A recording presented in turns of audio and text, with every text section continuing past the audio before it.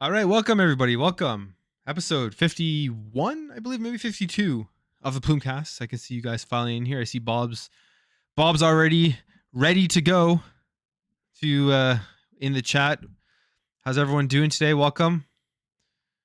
901 the game, remember, for 8 months. That's awesome. Appreciate that. Rachie, how you doing? Welcome. It's been a couple of weeks since I've done Plumecast, so sorry about the last 2 weeks. Been very, very busy, and there's going to be a little bit of more busyness coming up for me in the next month or so. So I am going to try to do this on Saturdays, but if not, I may be taking a couple weeks off for the live show, but I'm definitely planning on continuing doing this. Going to be trying to be getting some guests on here in the next couple of months or so and change things up for the live show. But for now, this week I'm back. Got some things to talk about. Lots of stuff with the deals are going on. The Bungie deal closing, some stuff with Xbox and Netflix, God of War news in terms of how the game runs and plays and all that type of stuff. And the sales of their special editions have been crazy. But yeah, welcome everybody. Thanks for stopping by another episode of the Plumecast. Really happy to be here tonight, talk about games with you guys. And yeah, Bob's on a plane. Okay, we'll have a safe flight, Bob. If you're not in the air yet, hope you have a safe flight, or you're getting ready to take off. Hope it's a good safe flight. And maybe you have internet on your plane and you can listen to Plumecast as you go. But yeah, if you guys are new here, or if you're not, every week I drink a beer on my live show. And this week we have Henderson's Best Amber Ale, which is a delicious amber ale. And I've already had this a couple of times. Really liking it. It's from Toronto, Ontario. If you like amber beers, I would definitely recommend checking it out. But Henderson's Best Amber Ale on today's show. I'm just going to I'm just going to pour this into the glass. Well, you guys let me know how you're doing tonight. Is there anything specific you want to talk about? Anything specific you want to go over that I may have missed? It's been the Friday. I've seen like there was a lot of news on Friday, but other than that, this week has been pretty dead. Last couple of weeks has been pretty dead in terms of any really big game news, besides like God of War giving the release date. It's been a pretty quiet summer in terms of big video game news, which is fine because there's so much to play out there. There's so much to do. There doesn't always have to be massive news. But yeah, we have a couple of things here to go over. But before we get into all of that, first of all, let me know you guys are playing in the chat below. What I've been getting into recently over the last couple of days, just completely randomly, has been I finally jumped into Call of Duty Vanguard's campaign. I bought the game back on Black Friday for like half price. I've probably only played about 10 hours with the multiplayer and everything. I haven't really gotten into Call of Duty this year at all. And I never really got into the campaign, which I don't know why. Because I jumped into the campaign the last couple of days, and honestly, Call of Duty Vanguard is probably one of the best looking video games I've ever played. I was completely shocked at how good it was looking, which I don't know why I was that shocked, because it is Activision. They put all of the resources into it, so it's obviously going to be just a huge budget game. But it is literally one of the best looking games I've ever played. It's actually pretty fun, the campaign. The story is interesting, intriguing. The acting is very, very good. And I forget when this came out if they were negative towards it, if they liked it or not. But I don't know. I feel like if there was negativity towards the campaign, I think that so far from what I've played, I'm almost done it. It's a short campaign. It was a lot of fun. I'm really, really enjoying the Call of Duty Vanguard campaign. So I've been playing that. What else have I been playing? I'm dabbling still a bit in Naraka Blade Point, which is still fun, and Halo Infinite, which I play pretty much every week when I have time. Just jump in and play some stuff. So that's pretty much all I've been playing this week. Just like I said, I've been very busy with everything, life stuff, and haven't been able to sit down and play any deep RPGs or anything like that, any big single player stuff. But let me know what you guys have been playing in the comments below. Actually, no, wait. know what I forgot to mention? I finished Dead Space. I finally played and finished Dead Space for the first time ever. A game that I had never played, a series I had never played. Callisto Protocol got me excited for it. So I actually just finished that. I think it was last week I finished it, but I want to talk about it because it's such a great game. The story is really cool. The atmosphere is really good.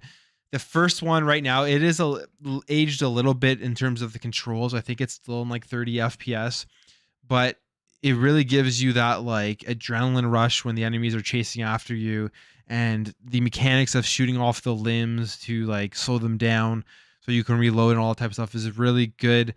It was an awesome game. I really like Dead Space. I got to get into Dead Space 2 and Dead Space 3 now before Callisto Protocol comes out, but now I'm even more excited for Callisto Protocol after finally playing Dead Space, game that everybody has been talking about, and I never actually got into it. I never played it when it first came out on the 360. One thing I will say though, I don't know if it's just because it's older. I mean, the graphics are still very good on it for a 360 game, whatever year that it came out. I was never really that scared playing through Dead Space. I never really had too much fear, and generally I'm kind of a scaredy cat when it comes to horror games, but Dead Space didn't really scare me very much. So I don't know. I don't know if it was more of like a thriller adrenaline game, or if it was supposed to be more of like a horror style game like the Resident Evil series, but I never really actually got too scared playing through Dead Space. But it's definitely a great game. Very, very fun. But let me know what you guys are playing in the comments below. All right. Oh, got some bad burps. So pumped for Bayonetta 3. I've ran through Bayonetta 1 and 2 recently. Yeah, I'm extremely pumped for Bayonetta 3 as well. Absolutely love Bayonetta 1 and 2. Great games. If they're like similar to like the Devil May Cry series. But I can't wait for Bayonetta 3. The trailer that they showed off last week looks really good. The enemies, the graphics look upgraded. It's on the Nintendo Switch, so it probably could have been way more and way more way better looking, but just overall bigger game if it was able to come out on these other consoles. But I mean, it is what it is. They have that special edition that I may try to get for Bayonetta 3. I am definitely a big fan of this series, but yeah, really, really excited for that. October 28th, that's coming out.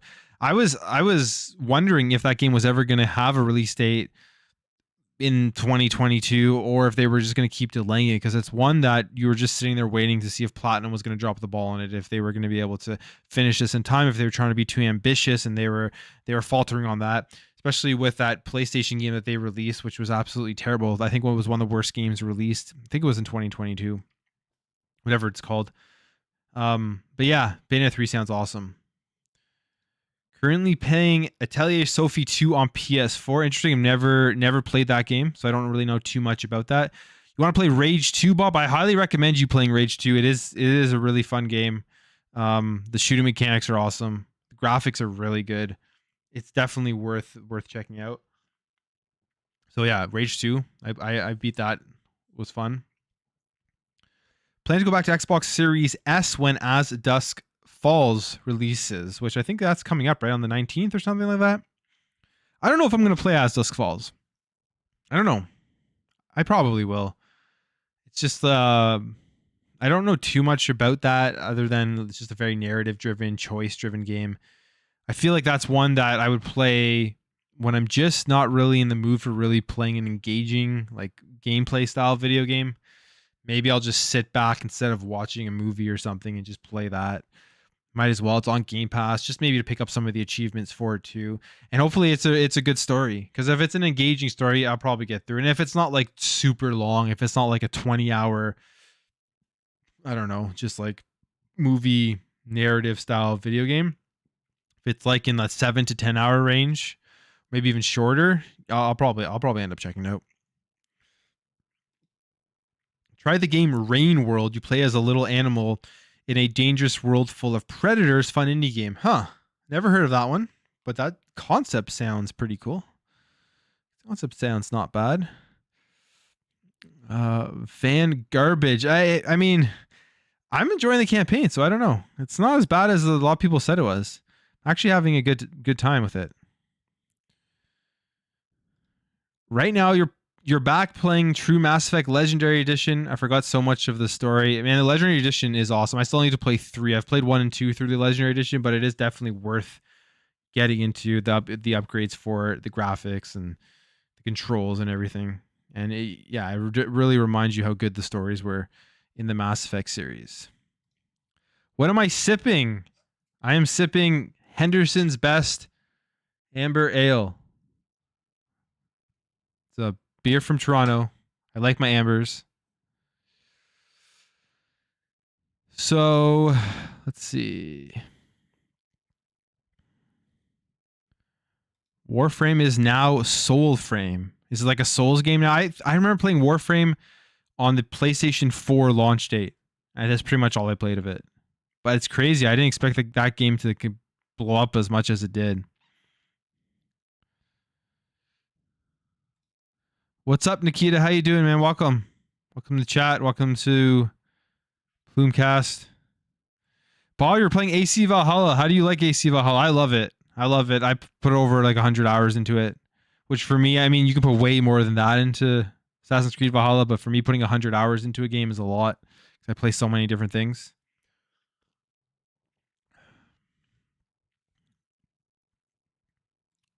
The Quarry's good. I heard that. I've heard that.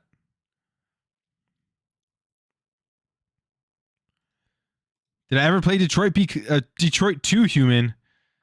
Or isn't it called Detroit Become Human? I haven't played it. My wife played it. She liked it. It's not really my style of game. Just like As Dusk Falls probably isn't going to be my style of game. Warframe is so underrated. It's a sin. I mean, I feel like that game is completely different than when I first tried it out for the first time. I feel like it's just gone complete overhaul in terms of gameplay and everything.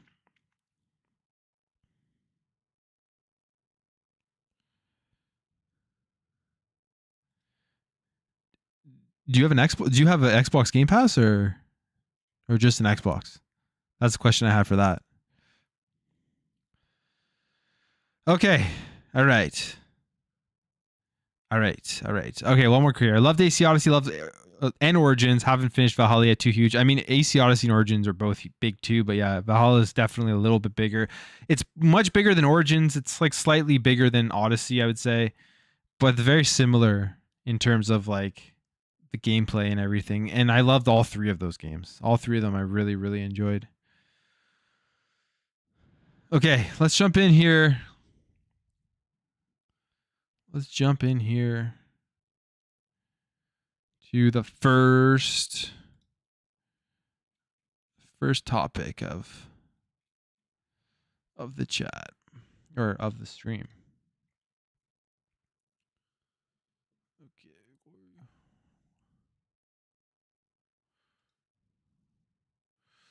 All right, so the first thing I want to go over today are the June 2022 US MPD results. And kind of just an update of what's going on right now. I think overall, I quickly went through it, but I kind of forget everything I read about it. I think overall, pretty much everything is similar to what it's been over the last few months.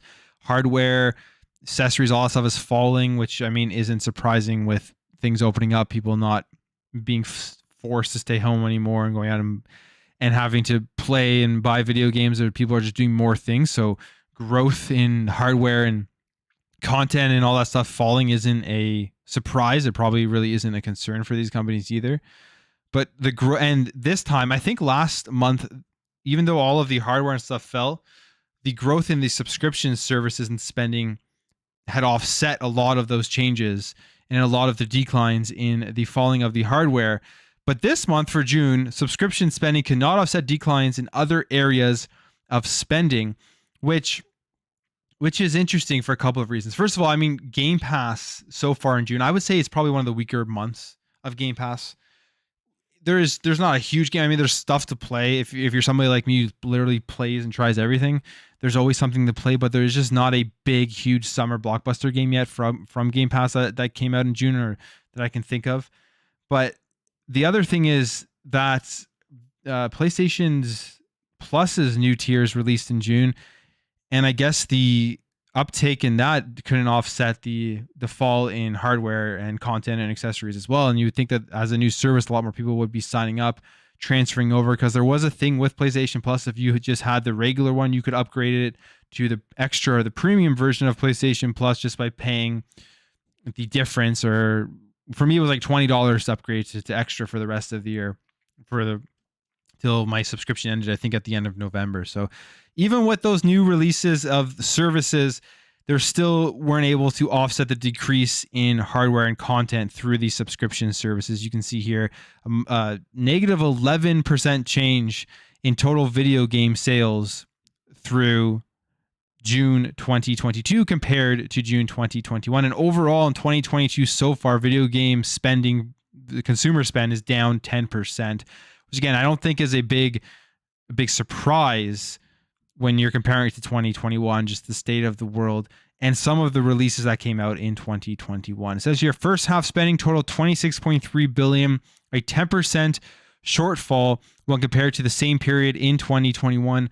Subscription content is the only major spending category that exhibited spending growth. So the subscription content is still growing, even with the hardware falling, but not enough to offset the fall in the hardware, which makes sense, because with subscription stuff, especially with Xbox, you don't have to have any hardware to be able to really, well, you don't have to have like a console to access the subscription, which is again why everybody in the industry is going towards this, so they don't have to get people to go out and buy console that they can't even get right now because of short supply, because of the chip shortages and all that type of stuff. They just literally have to sign up through their phone, through a PC, and they're going to be spending money in the ecosystem for that company. So that's where the trend is going. And this is something that's been, I'd say, written for a while, although people really just didn't want to face it. They really wanted to keep denying the fact that console exclusivity stuff is a way of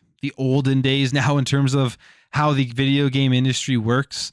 Like, you don't need to have console exclusives really anymore. You can have ecosystem exclusives. Those are important, but you do not need to have console exclusives to be successful. Xbox has already proven that with the success of the Series X and S, with games coming out like Halo and Forza, and how well they sell on PC as well. So the console exclusive thing is dying. PlayStation knows this as well, and that's why they're doing more with PC, and that's why they're expanding their subscription service. That at a point, I feel like we're going to see that subscription service be very, very, very, very, very similar to Xbox Game Pass. Right now, PlayStation Plus, Extra and Premium, you look at it itself as the offerings. I'm not going to lie, the offerings this month, for me personally, I thought were actually pretty good. Like, you got a bunch of Assassin's Creed games, a series that I love. You had that new Stray game, that interesting if you want to play it as a cat, and people seem pretty excited for that game. Yeah, like an old Saints Row game, which if you like Saints Row, you'll check it out. It wasn't anything crazy, but the offering wasn't bad, but it's still not nearly as good overall as a service if you go look at the catalog in PlayStation Extra and Premium compared to the catalog that you have in Game Pass, especially once all of the Bethesda stuff starts coming out and all the first party stuff from Activision starts dropping in that service as soon as the deal is finished. But the service is good. And it's going to continue to improve just like Game Pass did. If you remember Game Pass when it came out in 2017, it was okay. It wasn't great. And then it just took off as it growed and more people subscribed to it. And they started dropping in the day one stuff. And I think you're going to see a similar trajectory from PlayStation in terms of their subscription services, especially if they start eventually one day, like I predict that they will, put their first party games day and date into the PlayStation Plus premium subscription level.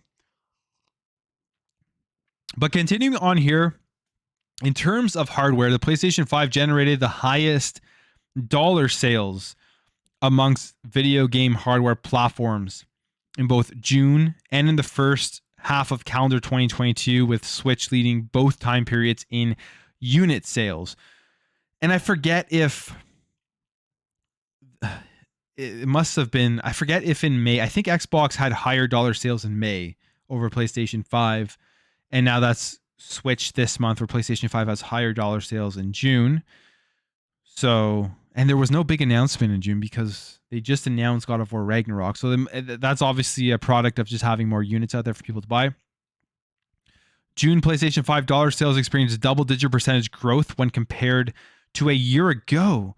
Okay, so, I mean, that's an interesting thing here, Because one of the big narratives people have been talking about when it comes to console, I think I'm interpreting this correctly, but when it comes to console sales in the first half, where Xbox has been outselling PlayStation, it's outsold PlayStation in a couple of weeks in Japan.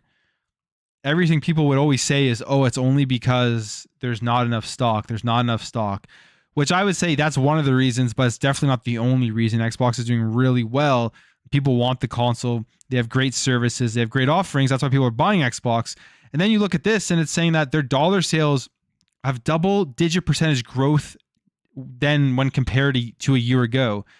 So even if, I mean, PlayStation is still selling really well and they must have more. The only thing I can interpret from that is they must have more units in 2022 in the first half than they did in the first half of 2021, because how else would you grow in your dollar sales? So they do have the inventory, but Xbox was still outselling them over these past months. So it really is, the inventory thing is definitely not the only thing that has gone into the success of sales for both these consoles, but in the last few months for Xbox outselling PlayStation, because from this, it sounds like they have, in the first half of 2022, double-digit percentage growth. Dollar sales will experience double-digit, unless that was just for June. But anyways, yeah. So they have plenty of product right now, and they're selling them. And they say here, Elden Ring repeated as the best-selling game of the month, and it remains the best-selling game of 2022 year-to-date. Elden Ring has placed first in dollar sales in 4 of its first 5 months in the market. Not surprising whatsoever. We know how insanely popular Elden Ring is, so no surprise there. And we'll see how it'll be very interesting to see how Elden Ring does next, like once Call of Duty releases, if it's still going to be selling really well, even though it's going to be a while. How many months? February, March, April, May, June, July, August, September, October, November. It comes out in November, right? So it's like 9 months after its release. I think it comes out in November. So, or maybe October. But anyways, 8-9 months after its release, we'll see how well it's still selling compared to that. But it's probably going to fall off. Probably won't be leading them. But imagine how crazy that would be if it were still able to outsell Call of Duty at that point in time. But it's going to be really hard this time with it being Modern Warfare 2 for Call of Duty, which I've said this multiple times. I haven't really been excited about Call of Duty in a long time. And Modern Warfare 2 for me is maybe potentially be a day one game for me. So Overwatch, which is going to be a Xbox Game Studios game in a couple of months, returned to the top 20 best-selling titles chart for the first time since October 2019, ranking 5th overall. This jump was driven by the release of Overwatch 2 beta, of course. That's the only thing that would have driven that, because it's like the marketing for it is back. People are starting to think about it again with the new one coming out. Final Fantasy VII Remake, the elusive game that will never come out on Xbox. Oh, sorry. For some reason, was the 9th best-selling game of June 2022. After placing 159th in May. Why are people running out and buying Final Fantasy VII Remake right now? Why are people buying Final Fantasy VII Remake right now? Anyone know? Is there something I missed? I just realized I left that chat on there for the whole time. But is it because they announced the part 2? So people are just literally running out and buying the part 1 to play before part 2 comes out? Maybe that's it. Huh. Interesting. I don't know. Oh, I know why. It came out on PC. That's why. They released it on PC. That's probably why it's up there. That right there, I mean, that's crazy. That's crazy. I mean, I guess it says there promotional events, all that stuff, but it did also come out on PC, right? Or it is coming out on PC. I forget. But either way, like, it's crazy how that game can go from going through its sales and then going in the downwards turn, and then all of a sudden some sort of marketing thing reminds people of the game, and then boom, it increases in sales again. And hope maybe one day it will come to Xbox. If they were to put it on Xbox, eventually it will increase in sales again and maybe be up there in the list, because people, I know for me personally, I couldn't care less anymore if it comes to Xbox, but there's still people out there who will buy it right away when it comes out. Also, Monster Hunter Rise stuff placed back in the top 20. Switch launch of Demon Slayer is number 14. So mobile. No one cares about mobile. I don't know. I don't really care about mobile. I got the top 20 there. Some more charts. Top 20 or top 10 video games in dollar sales for Nintendo. Though that was that new Mario Strikers Battle League game that's on top. What's the top 10 best selling for Xbox? So Elden Ring, Star Wars Skywalker Saga is still selling extremely well in terms of dollar sales. It was on sale, I think, maybe last month, but it was on sale right now. Lego Star Wars Skywalker Saga, if you want to play that, it is on sale right now during their big summer sale thing. And Overwatch is in number 3 on Xbox. That went up from number 17. So three multi-plat games up there on Xbox as their top selling. And in June 2022, spending on video game accessories fell 15% when compared to a year ago to $176 million. First half video game accessories spending declined 14% versus a year ago to $1.1 billion. And the PS5 DualSense controller, the Midnight Black one, was June's best-selling accessory. And the Elite Series 2 led all accessories in first half dollar sales. I mean, it's the best controller on the market, in my opinion, without a doubt. The Elite Series 2 literally can't beat it. I don't know if I know there was rumors about PlayStation making a Elite clone style controller, like pretty much a replica of with the features and everything as the Elite Series, and we'll see how that turns out. But yeah, the Elite Series 2 is the best controller I think money can buy right now. It's that good. And yeah, so I'm not surprised. And people use it on PC. People use it pretty much with any device that accepts it with Bluetooth and stuff, right? Even with like cloud gaming connected to your phone if you're playing games. So all in all, nothing too crazy, nothing too exciting here for the June NPD results, but spending from consumer spend on video games in the United States is down. Not surprising. That decline in consumer spend couldn't be offset by the subscription services, but subscription services are still growing. Subscription content is still growing, and that's the feature of the industry, because when you see these months where your hardware sales are down, but the subscription is going up as a company, they're all sitting there thinking, we get to offload so much of like that overhead cost of building a console, and we get to make money off of just streaming out games to people, them spending monthly amounts into our ecosystem. It's such a better business model overall for the long run for those companies. And that's where the industry is completely going. And it's something that it was talked about last week too, in terms of how cloud is going to play into this. There was an article, and one thing that is good to know, from unless this changes, is that for Xbox in particular, and I'm assuming it'll be the same for PlayStation, is going forward, they want to keep the consoles still in the market, but it's going to be a smaller percentage of people that the consoles are for, whereas most people are going to be using cloud, most people are going to be using subscription, just streaming or downloading stuff directly to a PC or whatever. But the console is definitely still going to be a big avenue for gamers to get into the ecosystem, and they're just going to have that as a complement to, I think, cloud gaming going forward in the next 10 years or so. So it'll be interesting to see. I know for me personally, with the internet improving, cloud gaming is getting better. Xbox cloud gaming is incredible for me. I use it on my Steam Deck all the time. Really have no issues with it. But even if it's picture perfect 4K cloud streaming at some point where there's like barely any latency, I will still always prefer to have a console and download that game on the console and just play it natively. It's just my preference, and I don't think that will really ever change in terms of my preference and how I want to play games. But I'm going to go through some of the comments now, guys. Whatever thoughts you have about these NPD sales or anything else you want to talk about, and then we'll jump over to the next topic. I see you guys in here. Chatting. It's a one-man show. It's hard to balance both right now while going through the topics. Generally, that's what I'm going to do with this show, just going forward, whether one man or if I have guests on. I'm just going to go through the topics. If it's your first time here, I go through the topics, and then I switch back here, and then I read some in the chat, and we chat a little bit, and then we move on to the next topic. All right, where was I? Okay. Got some game chat. We got Bob in here wishing Ubisoft would adapt the Fallout style of gameplay and put it into Assassin's Creed series. Never going to happen, Bob. Do not get your hopes up. Sailor Mercury, I'm glad we moved away from exclusive. I want other platforms to experience games too. I don't need them locked to Xbox Series S or PS4. I mean, that's for me, like that's my sentiment with all of this, is that I don't care if other people can play games that I get to play. Actually, I rather other people get the experience if I get to play. So that's why I love the ecosystem stuff, because yes, you still need to have some sort of competitive advantage. It's still a business. Like Microsoft and Sony, all they care about is that bottom line and how much money they're making.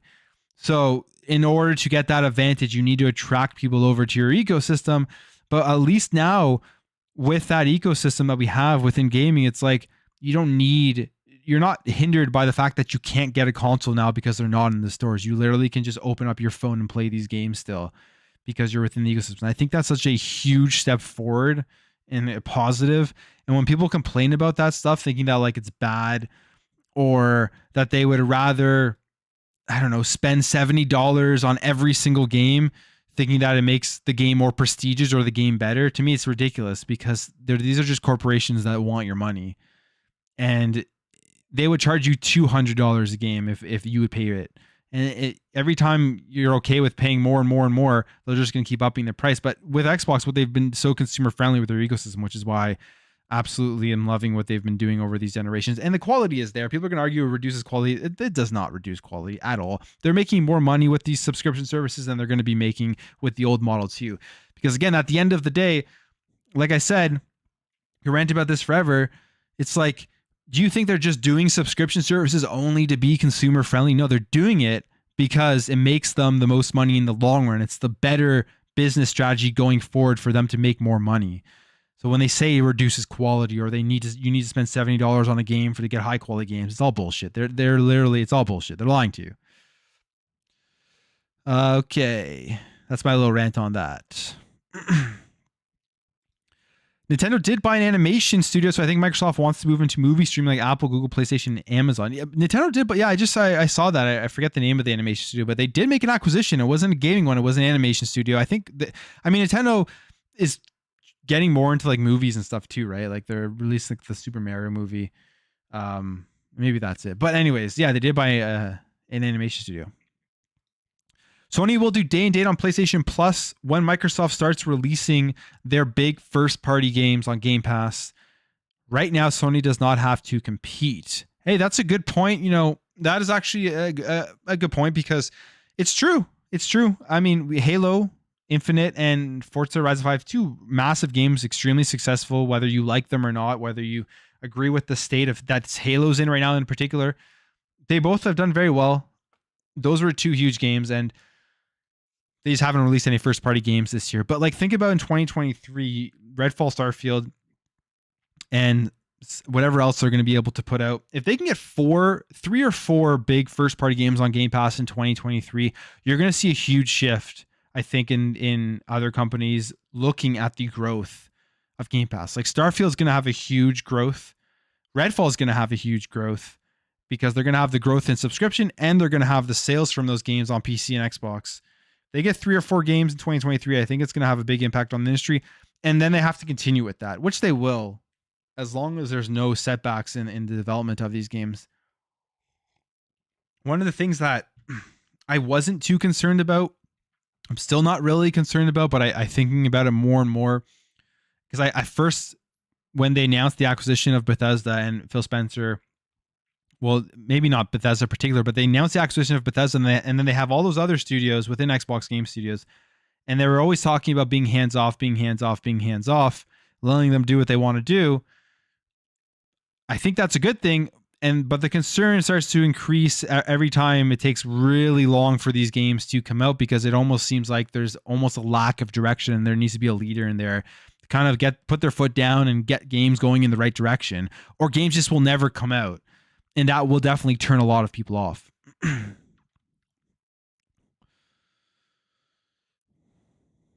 right.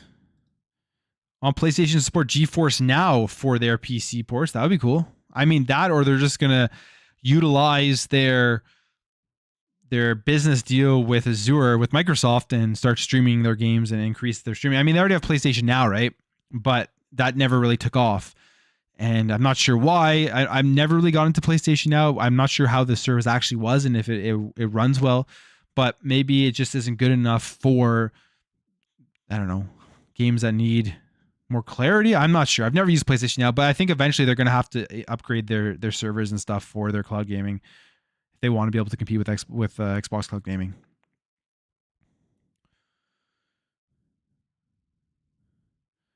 All right.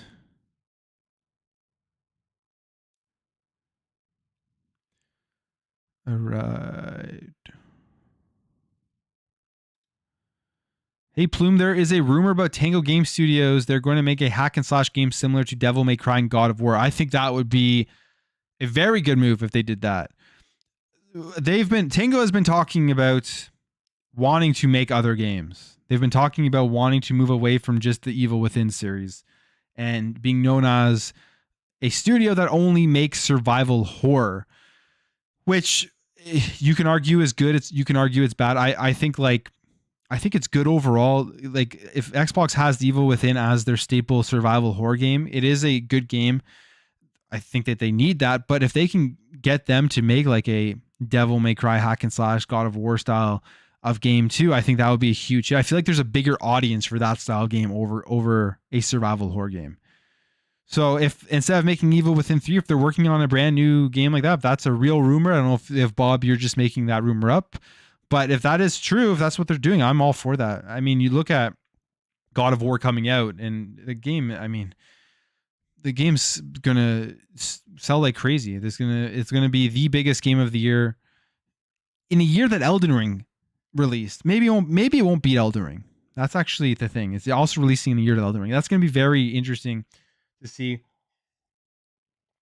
It'll be hard because God of War comes out in November, so it only has like a month of 2022, but over like a year time period between God of War and between Elden Ring, I think Elden Ring will be bigger and sell more because it's multi-platform, of course. But the hype for God of War is insane right now. Okay, so, and speaking of God of War, let's talk a little bit about God of War here. Let's talk a little bit about God of War, because God of War, they announced a release date November 9th. There was actually also a troll trailer, and I don't know if this is something that somebody made up or if like it was just a mistake, but they released they put out a trailer for God of War again. And I think it was like the official PlayStation account, but then they deleted it right away because it said a release date 11/11/2022 to kind of troll the Starfield release date, which, hey, whatever, it's funny. But at the same time, that's like typical PlayStation. Remember with the sharing games back with PS4, where they trolled Xbox about how to share games, and they had that funny video of him just handing over the game, with Xbox had like all their DRM stuff that before they changed their policy on that, which is like, yeah. It's the marketing guys there. It's not like the top head guys. It's not the guys that Phil Spencer deals with. I don't think that does that petty stuff. But speaking of God of War, first of all, they announced this, which was their Jotnar and their collector's edition. And honestly, this hammer looks damn cool. I wonder how cheap it is, but looks cool. But they sold out in record time. People are scalping it for like $1,000, which is just insane. It's like 300 Australian dollars. Oh man, it's 400 Australian. Man, the Australian dollar is even worse than the Canadian dollar. How's like, I don't know any Aussies in the chat, but man, I thought we had it bad here. I think the Jotnar edition is $329.99 in Canada. It's $400 in Australia. That's absolutely nuts. Oh, crazy. Anyways, they sold out right away. They are scalping them all, which isn't surprising, but it really just shows you the popularity of these things and how fast they go. Collector's editions for most games, I would say, sell out if it's a game that has any sort of hype, any sort of marketing. They do sell out relatively fast. You don't usually see them being scalped, though, for about $1,000 more than what they're worth. And that could just also be they didn't make very many, not sure, or they did make a ton and they just sold out so fast. But yeah, this game is going to do absolutely bonker numbers in terms of sales, in terms of revenue. And one thing, now besides that, one thing that was was revealed with the announcement and the release of the collector's edition is how the game is going to be running. And this is pretty interesting. I don't know if people are going to be, I mean, PlayStation fanboys won't say anything about this, but native 4K 30 FPS and 4K 60 FPS mode. So it says here, last week Sony finally gave us a release date for God of War Ragnarok, but there are still some outstanding questions about the game, like for instance, what kind of graphics modes we can expect at launch. It seems that particular question has been answered as UK retailer Shop2 has begun sending out pre-order alert emails, which includes an official listing of the key features from Sony. So obviously, you get the adaptive triggers and the haptic feedback, which are in the PS5 controller, something that, for me personally, haptic feedback, cool. Adaptive triggers, couldn't care less about. I would actually be okay if they released a cheaper version of the PS5 controllers without the adaptive triggers. I think they're kind of useless. I actually don't like them. I turn them off for a lot of games, or the games that allow you to turn it off. It takes advantage of 3D audio. So yeah, whatever, 3D audio. That's the basic thing that you get on headphones that support any of that right now. Beautiful rolls, whatever, precise art direction and detail. And you can switch between 4K resolution at targeted 30 frames per second or dynamic resolution upscaled to 4K at targeted 60 frames per second, which I don't know. 4K, native 4K at 30 FPS. Who's going to play the game in that? I don't think anyone's going to play the game in that. I mean, most people won't. But it says, while having fidelity and performance modes is pretty standard, it is nice to have it confirmed. God of War Ragnarok will offer 60 FPS, as 2018's God of War was initially 30 FPS only. It's also encouraging that 60 FPS mode offers dynamic 4K, as that isn't necessarily a given.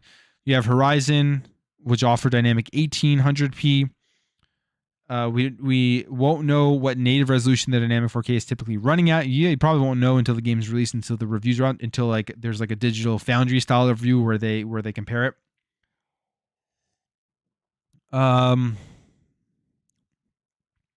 We won't know if the native resolution the dynamic 4K is typically running at until the frame counters get their hands on the game, but it seems Sony Santa Monica is squeezing the PS5 pretty hard. That said, there are a few other visual options, such as a 120 FPS mode and 40 FPS balance mode, similar to the one recently added to Horizon Forbidden West. Now, this isn't going to be a really big deal or anything for most people. I'm going to be playing this game. I'm excited for God of War Ragnarok. I'm going to be playing it in the dynamic 4K 60 FPS when I just can't really do games unless they're older 360 games that I want to experience. I can't do them in 30 FPS anymore. It's too hard. It hurts my brain a little bit. But this is the thing here, is that we are in year 2 of this PS5, of this current PlayStation 5, and they say here they're already squeezing the PS5 pretty hard, which is telling me that going forward there's going to be right now a definite performance gap between multi-platform games on Xbox and on PlayStation. If their first-party studios, which are supposed to be able to get the most out of this console, are squeezing it already, which is something you don't usually see until the end of a generation. If you think of something like The Last of Us when it came out on PS3, how it was like night and day when you look at The Last of Us at the very end of the PS3 lifecycle and compared to games that came out even mid PS3 lifecycle.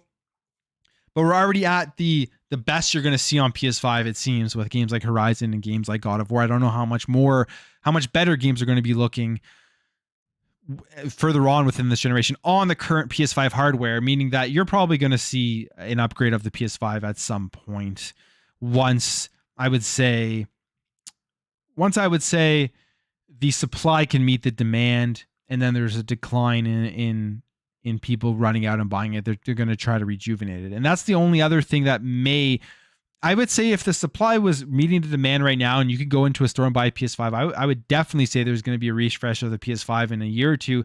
But because of that, what's going on with the supply right now, it probably holds it off for a little bit. And maybe they just kind of release a big upgrade in like 3 years from now or something like that. But we'll wait and see. The 4K 30 FPS, 4K 60 FPS. I'm guessing there's no ray tracing or anything like that.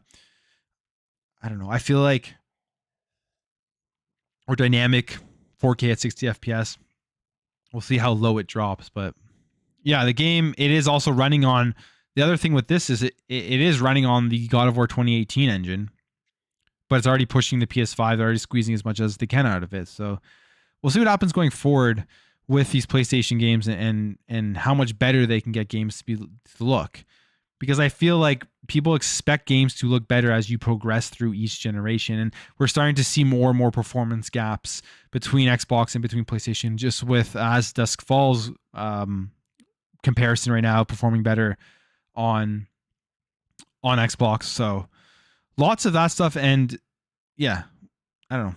It's not going to make a big difference for the game itself, but people will be expecting more going forward as these games come out. And if it's a first party studio, so you expect them to be able to understand and utilize all the tools and everything for the console better than the third party studios themselves. But what do you guys think of that? Do you think it's an issue at all with dynamic 4K 60 and the native 4K 30 FPS? Were you expecting more? Were you expecting native 4K 60 FPS for God of War? What do you want to see? What did you want to see from this? Or do you think this is just normal, or this is just fine and nothing here? No news here for that.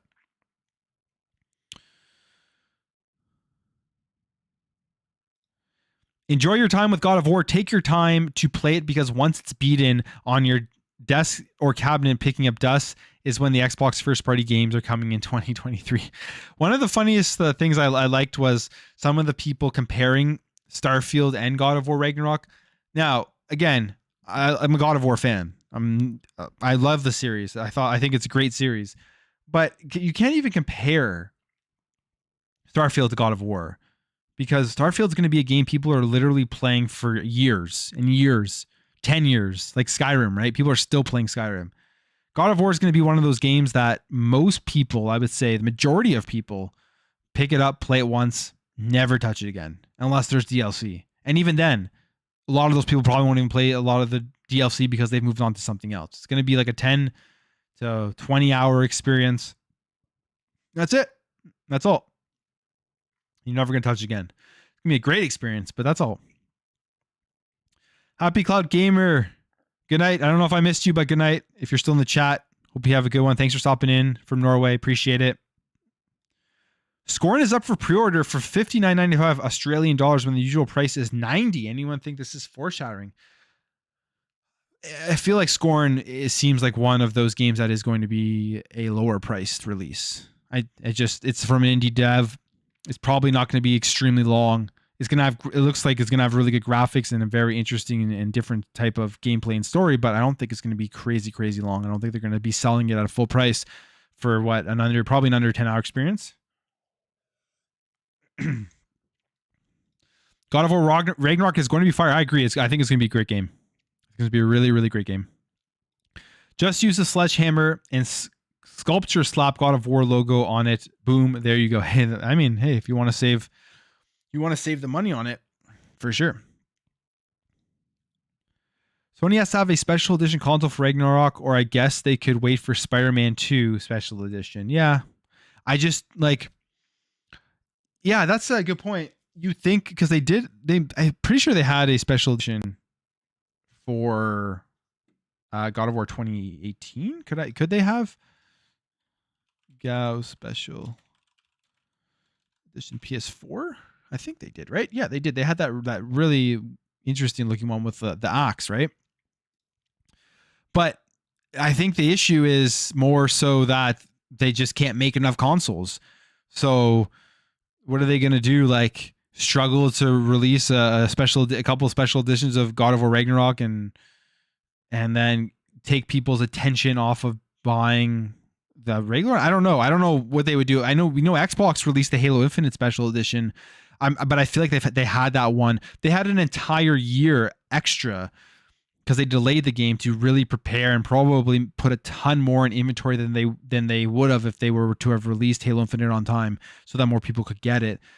But yeah, I would love to see a special edition console for Ragnarok. But what I would like to see more than a special edition PS5 Ragnarok PS5 is a slimmer PS5 because that thing is a huge beast. It's ugly as hell and takes up a lot of space. Finally about RDR2, and it has terrible resolution on Series X. 864p. That's random. Okay. Very, very random. Finally going to dust off my PS5. Yep.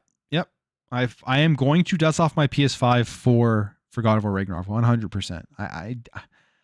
And I'm not even like I'm not a like I prefer Xbox. A lot of my content is Xbox centric, but I don't consider myself a fanboy, but I just haven't touched my PS5 very much at all since I bought it.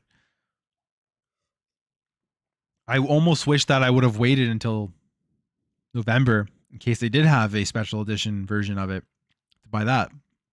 But it is what it is.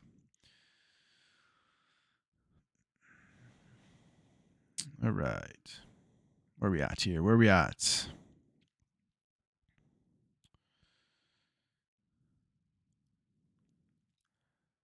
Expect the true best looking games this generation at the mid end of the generation. Happens every time. That's to be expected with supply issues, not expecting separate models for anything soon. I mean, that's what you assume with every generation, is that you get the best games right near the end, or the best looking games right near the end. It's just that article made it sound like they're already squeezing the PS5 for everything that it has, at least with the current engines that they're using.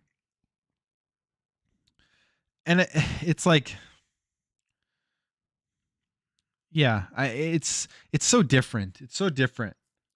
These consoles, this generation of consoles compared to like the older days, because it's essentially just developing for a PC, right? There's no big difference. But you think of like the PS3 with the cell processor and just how different that was, and how developers kind of were, especially with the release of the PS3 when it first came out, they just didn't understand it, I guess, or they didn't understand how to utilize it properly. I always remember with the PS3 when it first dropped, it was more expensive. It came out a year after the Xbox 360, and it ran games worse at launch. Even like basic sports games. I remember some EA Sports games had like a lower resolution than 360 games. And that was because they went with this more powerful cell processor and stuff. But developers just couldn't squeeze anything out of it compared to what they could when they understood it. I guess they understood the tools. People have to make fun of the tools. And you saw what they were able to do at the end of that generation. Even, like The Last of Us, when it came out at the end, it was just insane how good that game looked. But now it's like the difference for developing for the PS5 and for this Series X and S, right? It's not very much different. It's just like you're developing a game for a PC. So there's certain things like the RDNA 2 stuff that the Xbox is going to have, which I'm not sure if PlayStation is going to have, but that once they're able to utilize that, I'm sure you'll start to see even better looking stuff and better performance, but nothing that's going to be like so insanely better, I don't think, than what we're seeing right now. It's not going to be that huge gap like we had with those older generations of consoles, especially when you went from generation to generation. The PS5 has a mass action lawsuit because the console keeps crashing and erasing people's game data. Huh, interesting. I haven't turned on my PS5 in a while, so all my stuff better be there next time I go on, or I may have to join in a lawsuit. Ragnarok should be good. Remember, it's just DLC. Isn't that what what's his name? David Jaffe said, and everyone hated on him for saying that. It's not DLC. It's a brand new game, but it is the same engine. It's going to have very similar animations. It is going to be like, I think, at least I'm guessing. I obviously never played it, but I feel like it's going to seem like it's just a very long expansion of God of War 2018, and there isn't going to be anything that crazy new. Like animation, graphics, all stuff. It's going to be very similar. But 2018 was an incredible game, so who cares, I guess.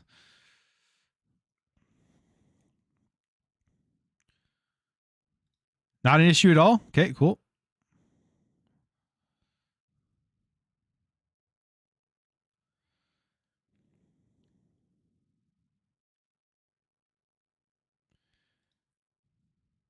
GOW is a game people will beat in a week and only bring it up to shill for PlayStation. People will beat that game in a week and probably won't touch it anymore.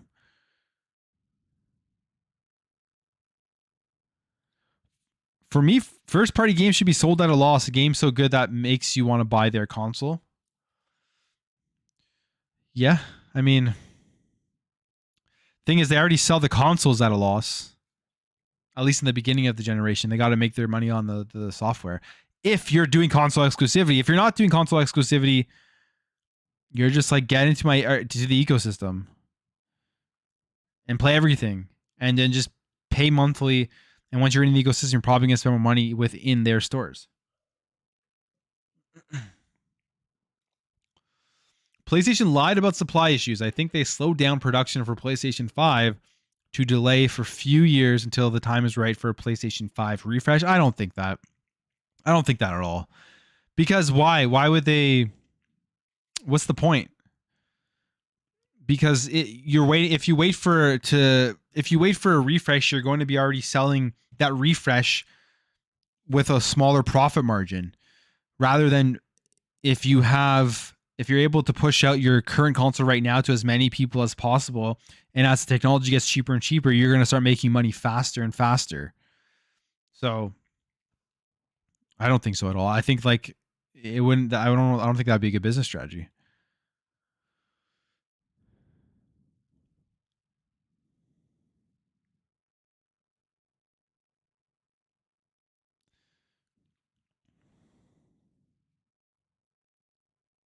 How long ago did Skyrim and Fallout 4 come out and people are still playing those games now? Yeah.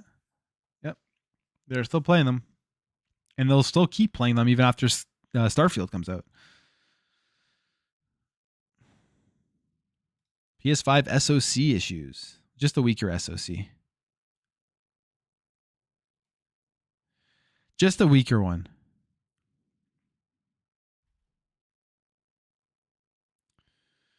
Okay. Love the thanks everybody again for stopping by. If you're in here, you haven't hit the like button. Appreciate the chat. You guys are awesome. Lots of good conversation going on here. Makes my stream and my night doing Plumecast a ton of fun when you guys are talking and having good conversation about the topics, and it's a good time. Plume turns on the PS5 and PS5 coughs vigorously. Literally, it may. I'm not gonna lie. It may. It may. It's like a scary thing because sometimes the light's like yellow and then sometimes it's like white or like blue or whatever. I don't even know, but it like changes color on me. I don't know what's going on, and I'm like kind of afraid to turn it on in case I get like that screen of death where everything's been erased. Like you guys are talking about above about that lawsuit. So I don't know, but yeah.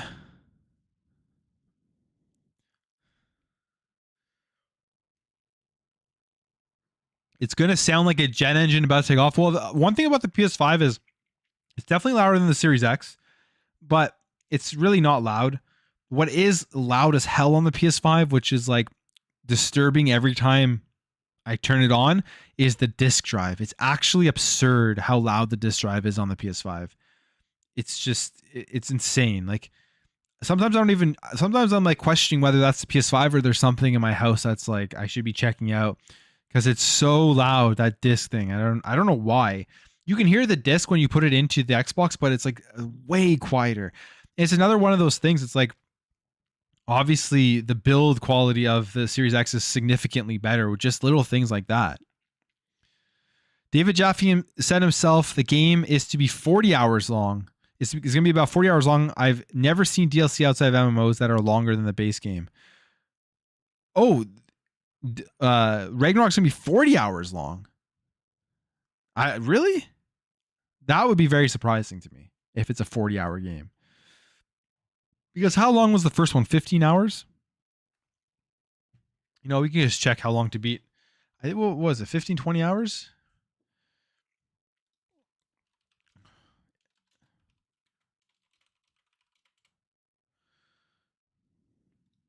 $20 hours. Yeah. So main story is 21 hours approximately on how long to beat. All play styles, or like the completionists, they say could take you 51 hours, I guess. So, okay, the main story, yeah. So I feel like it'll be around the same as that. I don't think they can make it shorter because then that would be bad.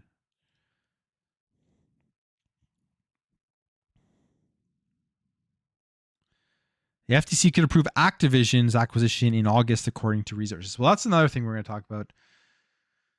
So let's jump over here to the next. Let's jump over here to the next topic. We'll just talk about two things here. So first, we'll talk about Bungie. We'll talk about Activision and because we got some news on both of those things.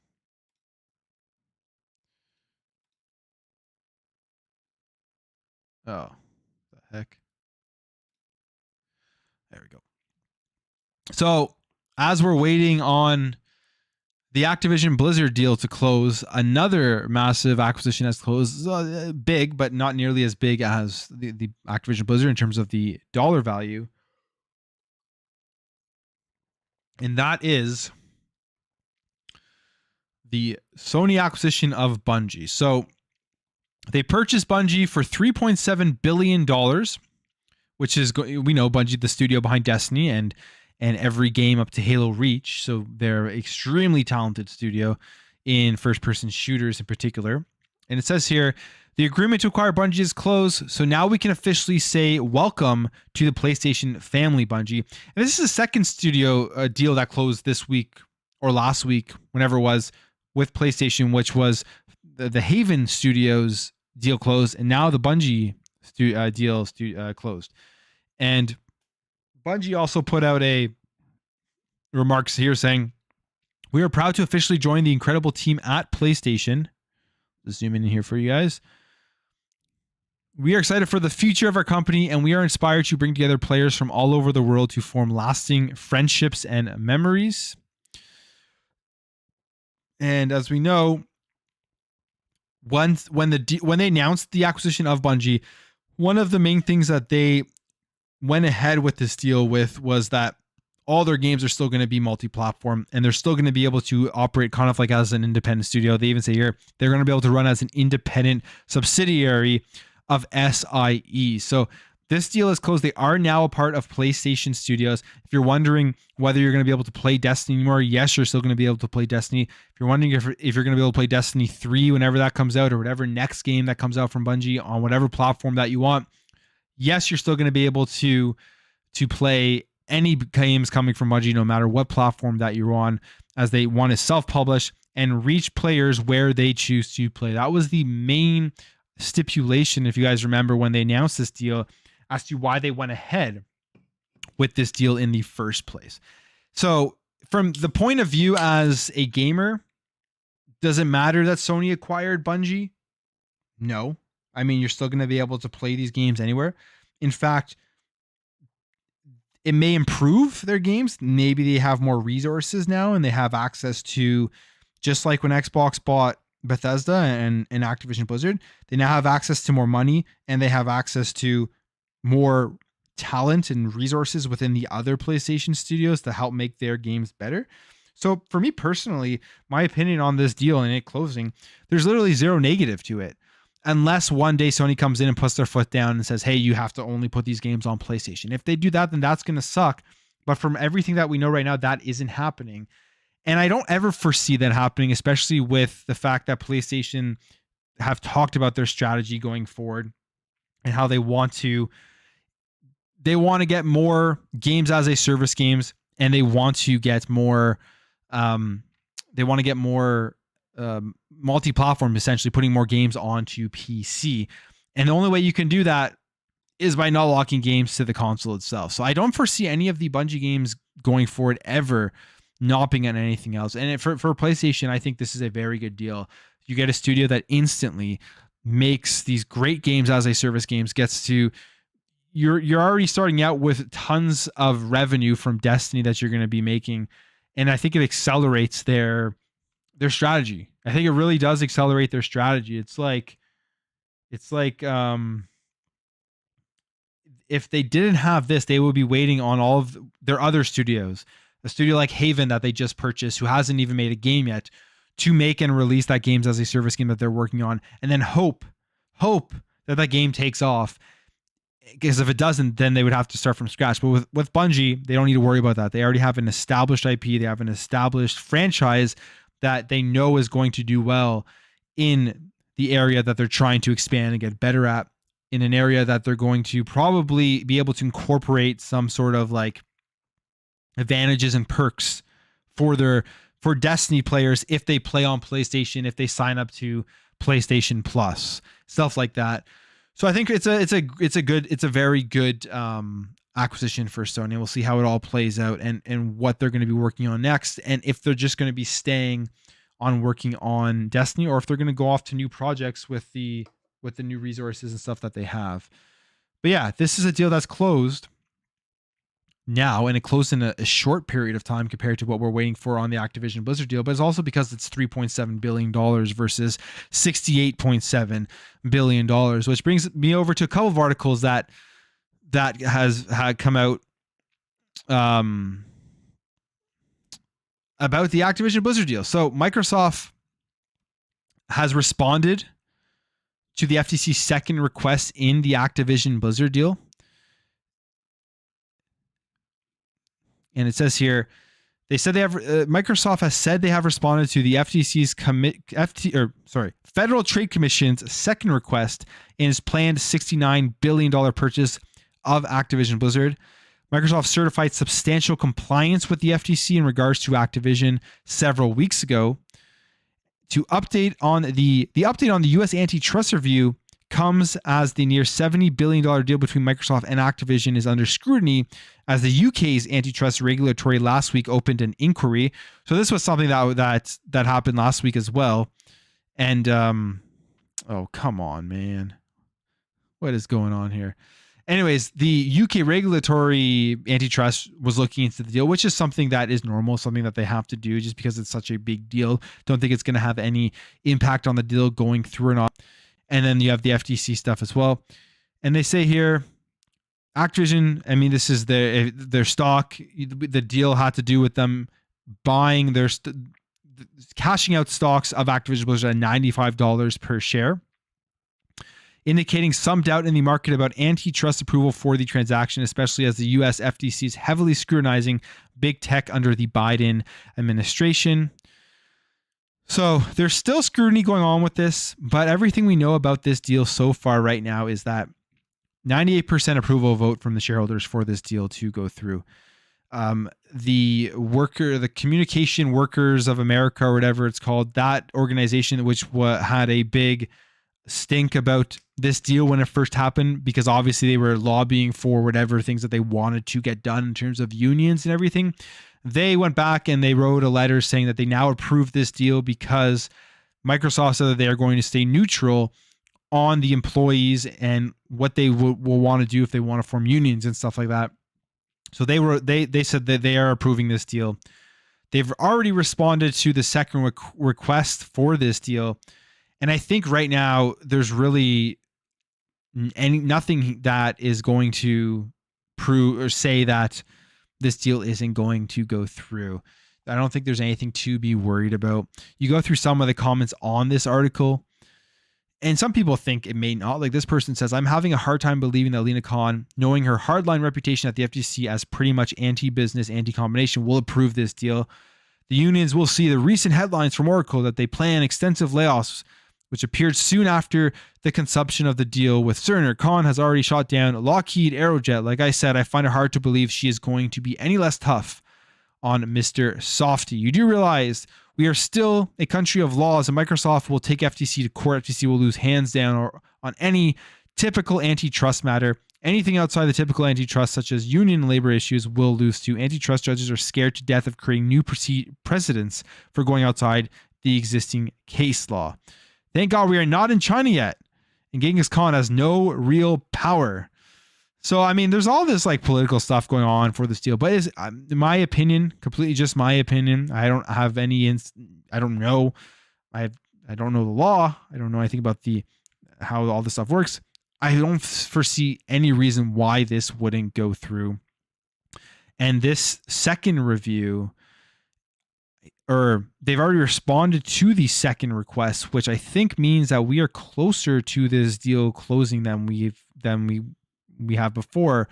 In fact, Microsoft had come out and said that it's moving along faster than they thought. So maybe potentially this deal closing before the end of 2022 is not out of the question. Maybe it closes in early 2023. I think it's going to be extremely exciting when it does close, because of the fact that I hope they do exactly what they did with Bethesda, where we got just a huge drop of games into Game Pass. The catalog of Activision Blizzard games that they're going to be able to drop into Game Pass, both PC and console, is going to be absolutely nuts. And imagine the announcement that's going to be for that month, or just for that special occasion, that graphic where they show all the games, the amount of insane great titles that we're going to be able to get right away.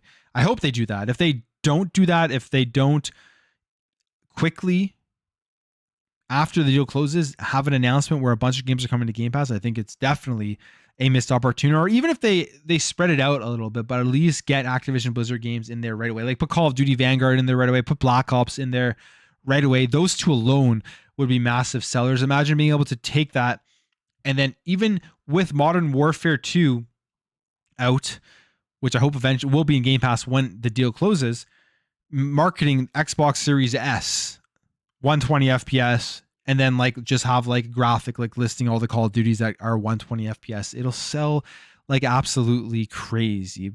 Then there was this article here, and I mean, I'm Canadian. This is all just like American politics stuff, but Senate Leader Schumer met with Microsoft President Brad Smith. So Brad Smith is the one that was saying that the deal, everything is moving on faster than he had expected, and that they're insinuating that the deal may close faster than you think.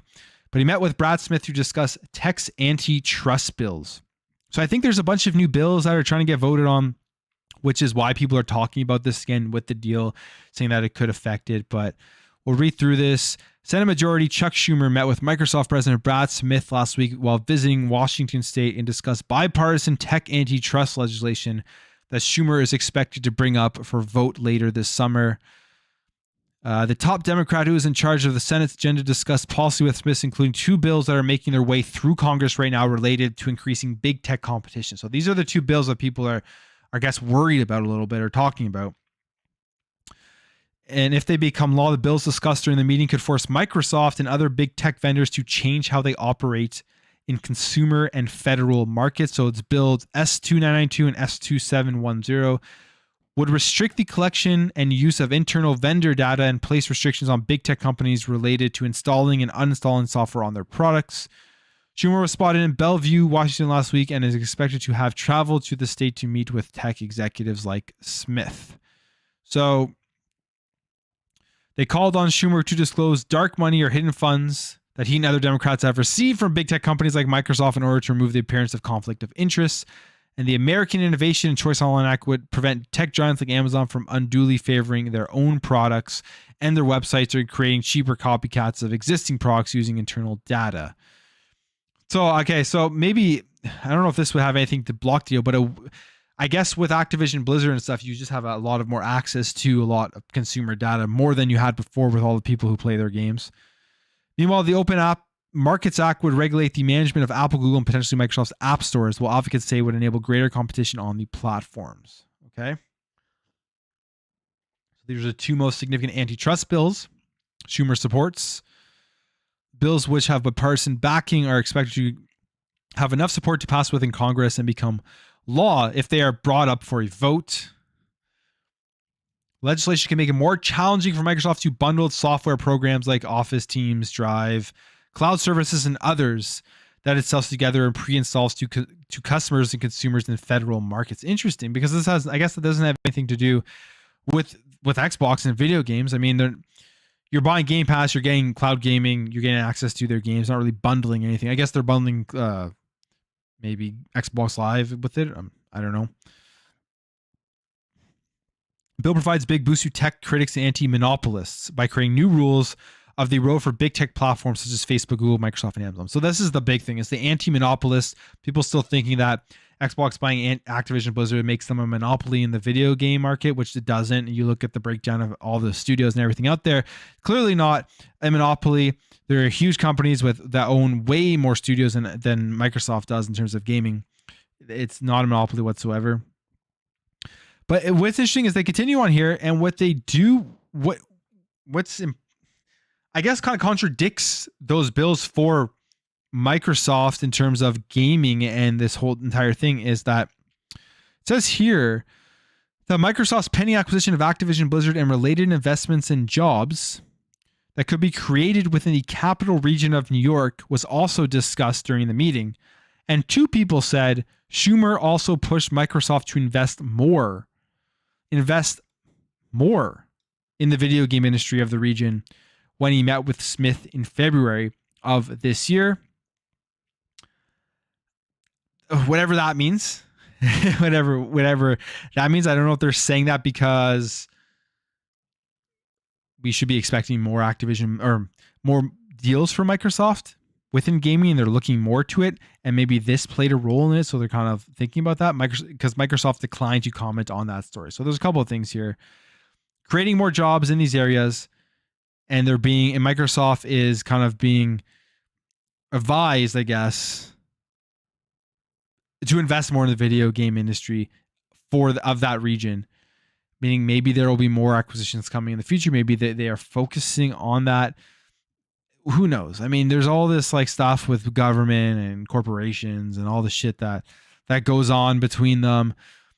And unless the Activision Blizzard deal may have nothing to do with this, but it may mean keep your eyes open for more acquisitions to come down the line in the future by Xbox, by Microsoft, in order to create more jobs in these areas that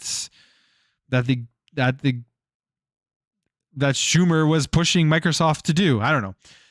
That's beyond the scope of this channel. But in terms of the Activision Blizzard deal, like, I don't see anything stopping it. These antitrust bills don't really have any, I guess, effect on what Activision Blizzard and Microsoft have.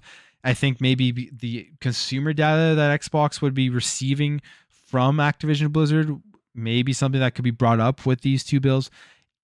The deal itself doesn't make Xbox and Microsoft a monopoly within the video game industry. I just don't see any like real anything where I've read and thought, maybe they have a point on this as to why this deal will not go through. There's nothing there, especially with like the shareholders voting for it to go through and the advocacy groups who were previously against this deal now being for this deal. I just hope that all of this means that like these deals are going to close faster, or this deal is going to close faster than we think. Because right now, June 2023 is the target date for it, right?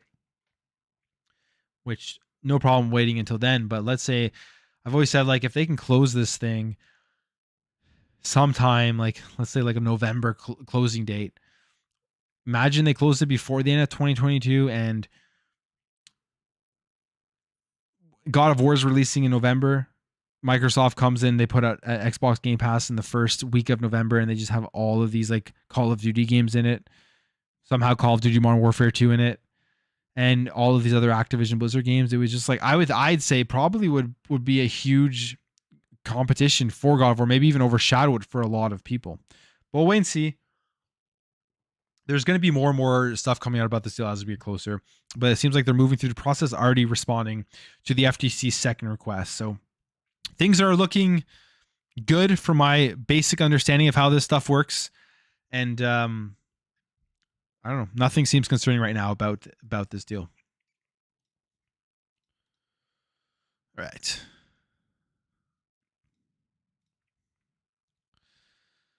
Okay. Okay.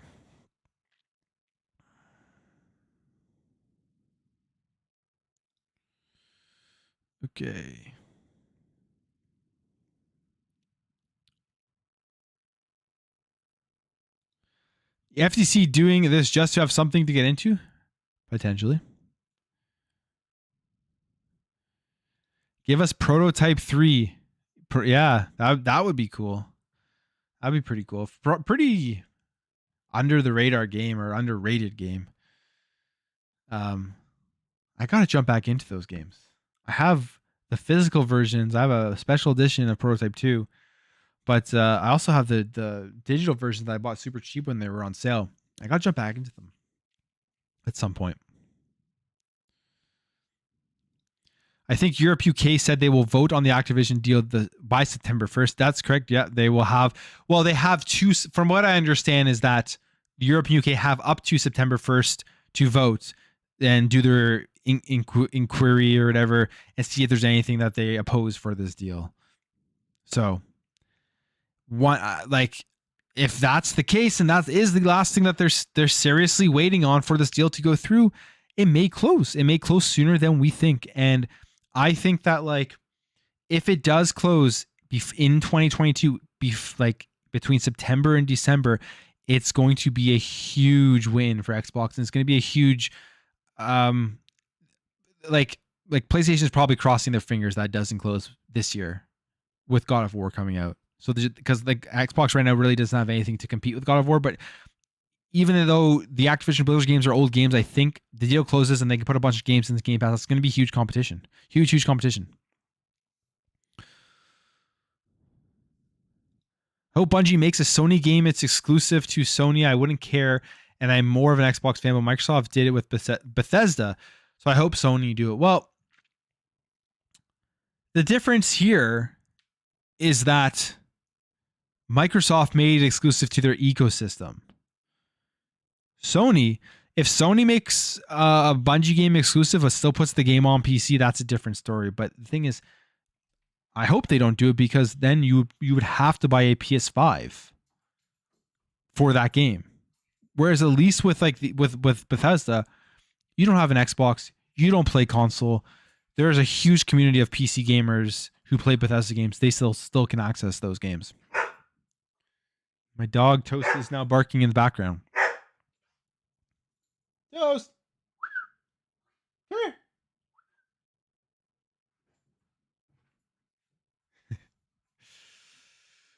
Hopefully Xbox is back and Pat returns to bring all the old Activision titles on the Game Pass. Well, they won't have to worry about the licensing and deal and all that stuff that's holding it back. Because I think that's the main thing that's holding back the backwards compatibility program. Essentially, is just the licensing and spending the money on the legal fees and whatever you have to spend on to get the licenses from these companies and pay them to approve putting their game in the backwards compatibility program, when you spent a couple $1,000 or however much it costs to do that. Let's just say a couple $1,000. You do that over a large amount of games, and you have maybe 50 people playing it. It probably is not worth. Well, it isn't. It is not worth that return on investment. I think that's the main thing of it all. They look at the return on investment for backwards compatibility. They're like, do we want to keep spending money on games that a small, very niche amount of people want to play, and go through, spend our resources, spend money for paying employees to do it, spend money for employees to actually master these games, make sure that they run well in backwards compatibility, all that money that has to be spent, the return on investment isn't there. And I think that's why the program is closing down, which I understand. I'm very disappointed, but I do understand it from a business perspective. But I still am happy that Xbox started this backwards compatibility program that pushed PlayStation to do similar things. Not nearly as good, but it still made PlayStation start thinking about backwards compatibility.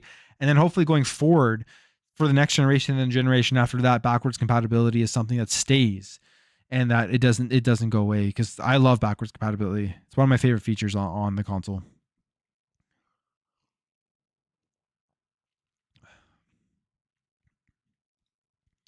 Next year is going to be Xbox and Bethesda Game Studio and Activision Blizzard E3 event. They're going to have to shorten the name of that. They're going to have to.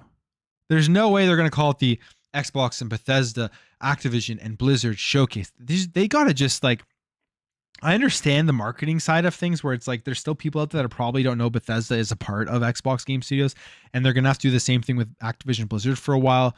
But at some point, they just got to call it the Xbox Game Showcase. That's it.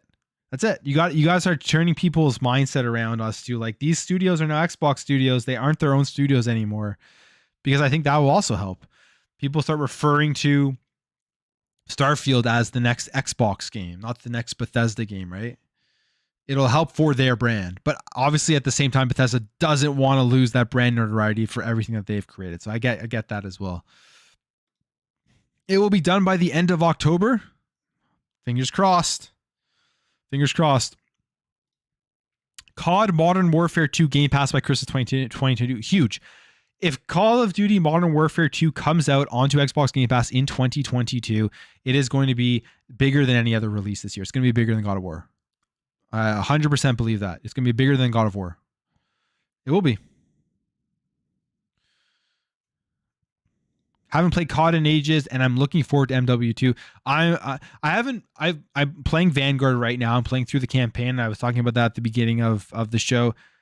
I don't know what people thought about the Vanguard campaign. I'm loving it, and it's one of the best looking games I've ever played, without a shadow of a doubt. One of the best looking games I've ever played.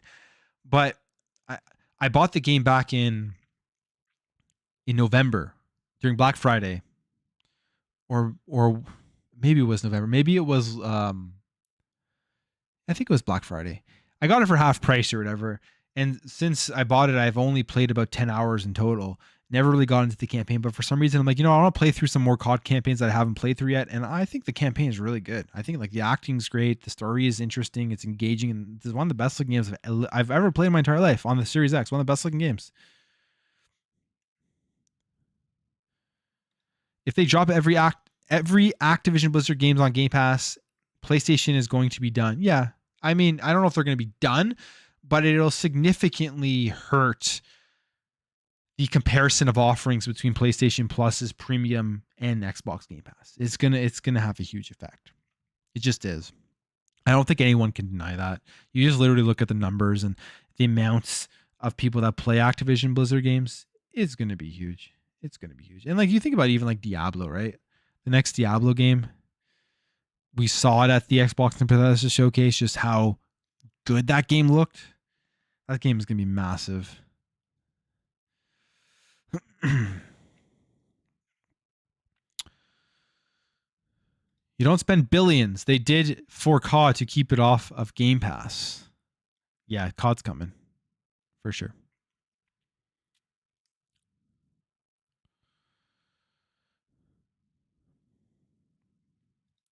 The deal is expected to close of June of next year. It is June 2023. That's the date that people are. That's the deadline, I guess, of when they expect it to close. But we're seeing it move faster than they probably thought. And maybe they're trying to close it before some bills pass. Who knows?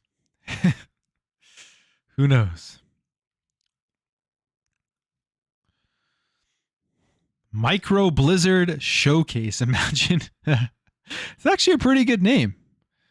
It kind of Micro Blizzard Showcase. Well, it's a cool name, but it just reminds me of Dairy Queen. It's like, it reminds me, if I see that name, I would think about you're getting like a really tiny Blizzard from Dairy Queen. That's what it reminds me of when I read Micro Blizzard. And I love my Blizzard, so that's probably why that's the first thing that came to mind. Microsoft uses Bethesda for name recognition. Yeah, no, they definitely use it for name recognition. I agree. I just think that at some point, do you want the Bethesda brand bigger, or do you want the Xbox brand bigger as Xbox?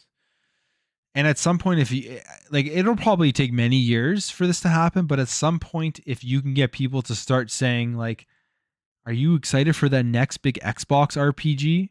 I think that will probably pay off more for Microsoft in the long run as to what they want to do within gaming. Rather than, "Are you excited for the next Bethesda RPG?" But I don't. Maybe it'll never happen because like I said, like Phil Spencer said, they work independently and hands off. And I doubt Todd Howard wants to lose that notoriety of everything he's built, right? And I can respect that. I mean, I have no problem if it never changes. I'm just thinking from like an Xbox perspective.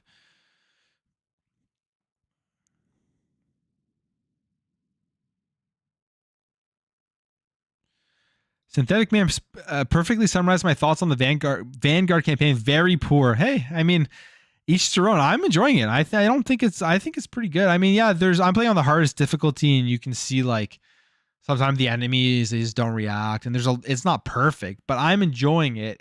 But graphically, whether you enjoy the story or you enjoy the characters at all, I don't know how anyone can argue that graphically it's not one of the best games. The way that it looks, I think it looks it's stunning. Maybe it's my old eyes, but I think it looks stunning. Only game I'm willing to pay $70 this year is COD MW2. Yeah, I mean, I'm thinking about it. I'm thinking about it.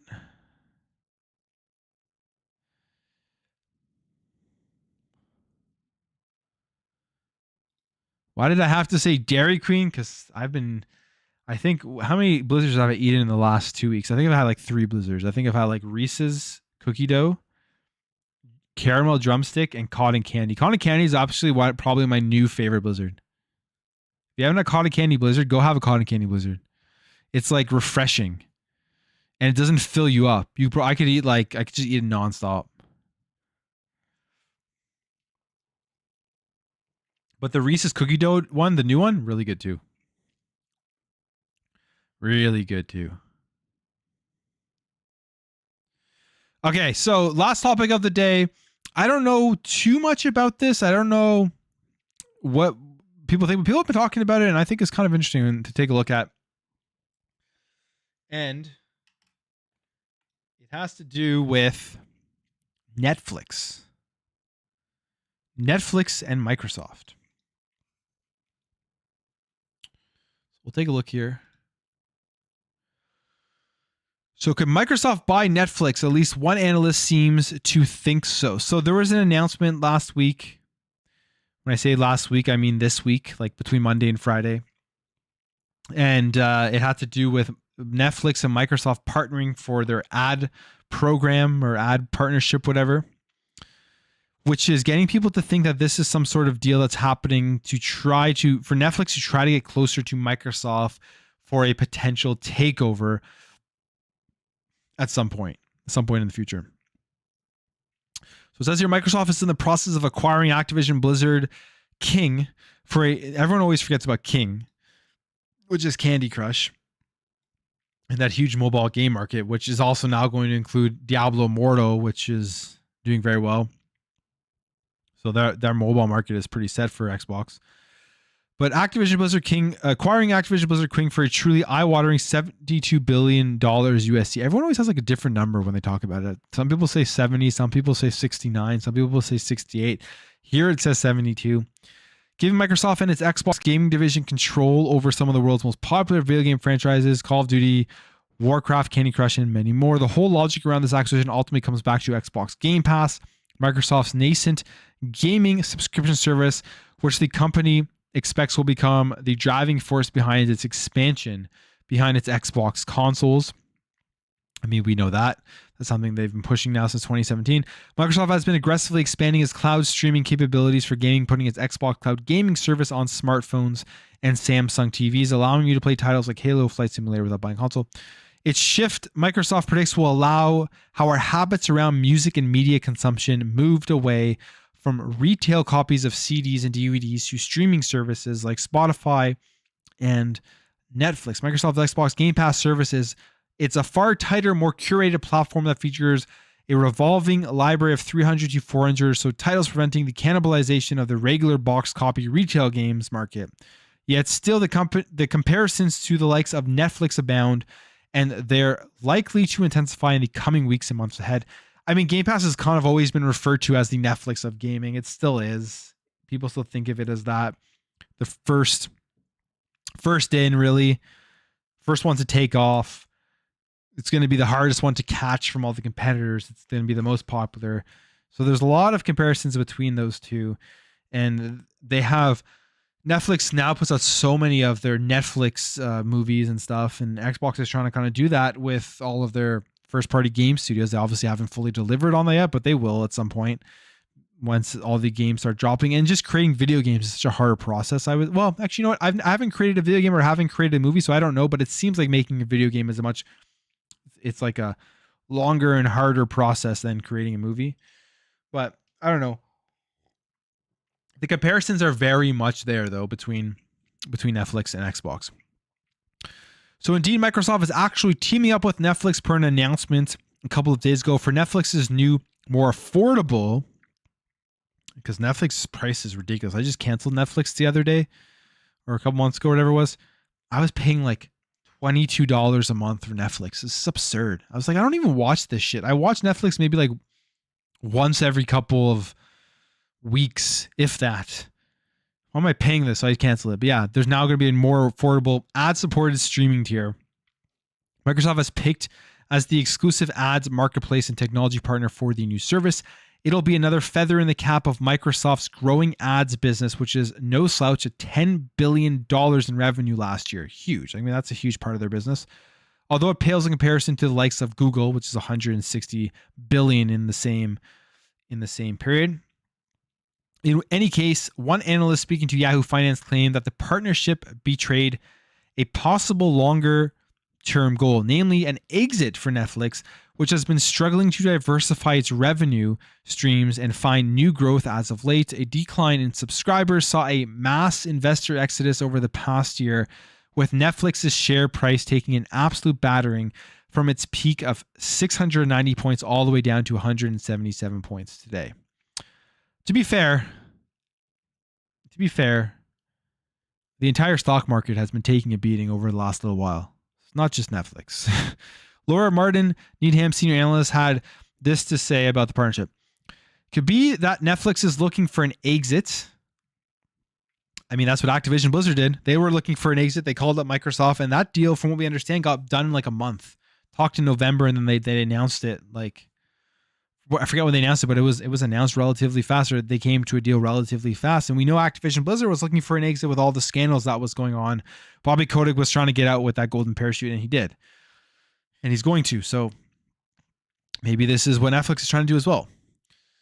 Netflix is trying to get closer to Microsoft in hopes that after Microsoft digests its Activision acquisition, it turns and buys Netflix next. So after that deal closes, they're hoping that Microsoft comes and says, hey, we're making a bunch of money off of our ad partnership with you guys. You guys want to just be bought? We'll buy you for whatever amount, $100 billion or whatever.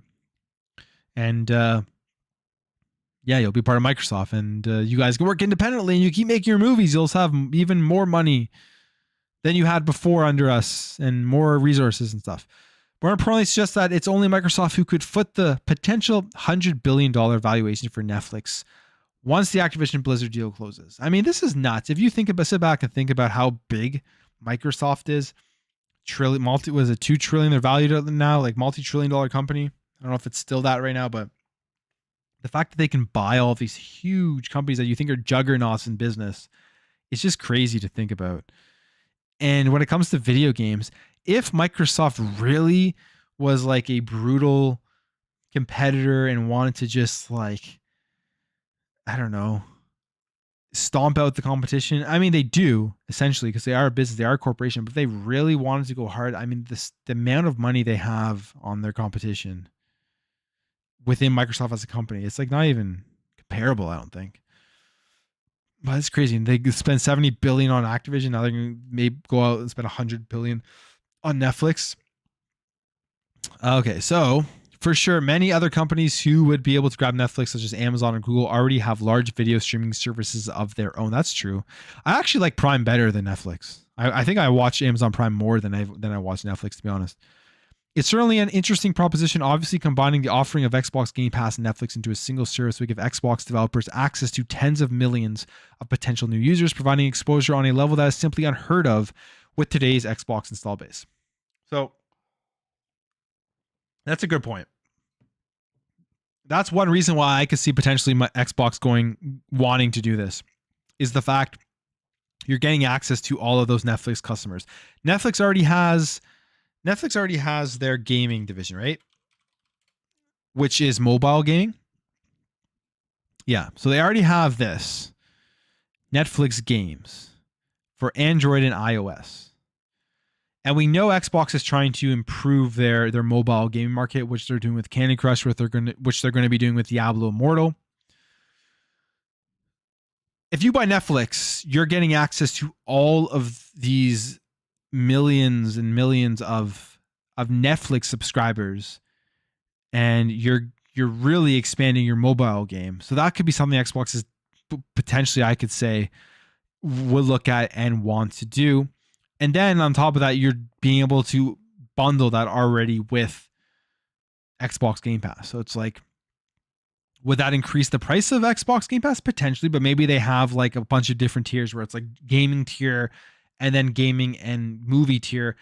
And overall, the price of going with the gaming movie tier could potentially be even cheaper than the highest price of Netflix right now. Like right now I'm trying to, I know Canadian terms. I don't know what it is in America, but I think like in the States was a $15 a month for Game Pass Ultimate, something like that. Or is it, I think it's like $10, like $15 a month, right? Xbox Game Pass Ultimate. $15 a month. Let's see. Let's see the pricing here. So it's $11.99 Canadian for just PC or console Game Pass, but for Ultimate, $15.99 Canadian. So yeah, so what is it? $12.99 American for Ultimate. Anyways, my point being is $15.99 Canadian. Let's go with $12 American a month for Game Pass Ultimate, where you can game anywhere. You add another maybe $5 to that, you can go $17.99 a month. You're on par with PlayStation Plus Premium. And not only are you giving people Xbox Game Pass Ultimate, where you can play games literally anywhere, you're also giving them access to Netflix. It would be the most insane killer deal out there. It would definitely increase subscriptions. I don't see how anybody would be able to compete with it, or anybody would be able to beat it. So the acquisition itself, honestly, you sit back and think about it. If Xbox wanted to do this, probably makes a decent amount of sense from an Xbox perspective, if they would be able to have like gaming tier $12.99 a month, gaming and Netflix $17.99 a month. And then you also have those tiers that directly compete with PlayStation Plus, the tiers that they have. So yeah, it would make sense.